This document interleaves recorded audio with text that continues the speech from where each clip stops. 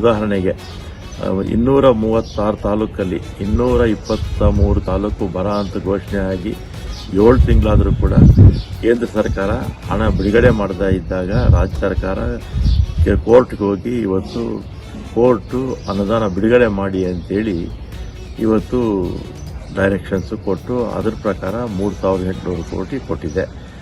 ಮತ್ತೆ ಕೊಡಬೇಕಾಗಿರ್ತಕ್ಕಂಥದ್ದು 18,000 ಕೋಟಿ ಕೇಂದ್ರ ಸರ್ಕಾರದ ಗೈಡ್ಲೈನ್ಸ್ ಪ್ರಕಾರ, ಅವರು ವರದಿ ಕೊಟ್ಟಿರ್ತಕ್ಕಂಥ ಸಂಸ್ಥೆಯ ವರದಿ ಪ್ರಕಾರ.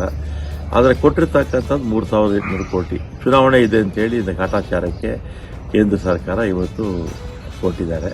ಅಂದರೆ ರೈತರ ಬಗ್ಗೆ ಇವರಿಗೆ ಕಾಳಜಿ ಇದ್ದಿದ್ರೆ ಯಾವತ್ತೋ ಹಣವನ್ನು ಬಿಡುಗಡೆ ಮಾಡಬೇಕಾಗಿತ್ತು. ರೈತರ ಬಗ್ಗೆ ಕಾಳಜಿ ಇರಲಿಲ್ಲ, ಹಣ ಬಿಡುಗಡೆ ಮಾಡಲಿಲ್ಲ. ಮತ್ತು ಎರಡನೇದಾಗಿ ನಮ್ಮ ರಾಜ್ಯದಿಂದ 4,34,000 ಕೋಟಿ ಕೇಂದ್ರ ಸರ್ಕಾರಕ್ಕೆ ವಿವಿಧ ಟ್ಯಾಕ್ಸ್ಗಳ ಮುಖಾಂತರ ಕೇಂದ್ರ ಸರ್ಕಾರಕ್ಕೆ ಹೋಗ್ತಾ ಇದೆ. ಆದರೆ ನಮ್ಮ ರಾಜ್ಯಕ್ಕೆ ಬರ್ತಾ ಇರತಕ್ಕಂಥದ್ದು ಪ್ರತಿ ರೂಪಾಯಿಗೆ 13 ಪೈಸೆ ಮಾತ್ರ. ಅಂದರೆ 44,000 ಕೋಟಿ ಬರುತ್ತೆ.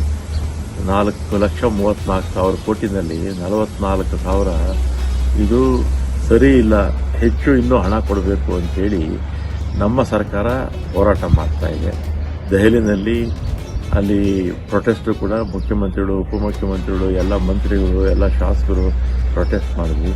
ಆದರೂ ಕೂಡ ಕೇಂದ್ರ ಸರ್ಕಾರ 1 ರೂಪಾಯಿ ಕೂಡ ಹೆಚ್ಚು ಮಾಡಲಿಲ್ಲ. ಇದು ಕೂಡ ಎಲ್ಲರ ನಮ್ಮ ರಾಜ್ಯದ ಎಲ್ಲರ ಜನರ ಮನಸ್ಸಿಗೆ ಬಂದಿದೆ. ಇನ್ನೇಕೆ ಆತಂಕ, ಈ ಬಾರಿ ಪ್ರಭಕ್ಕ ನಮ್ಮ ನಾಯಕಿ ನೀನಕ್ಕ.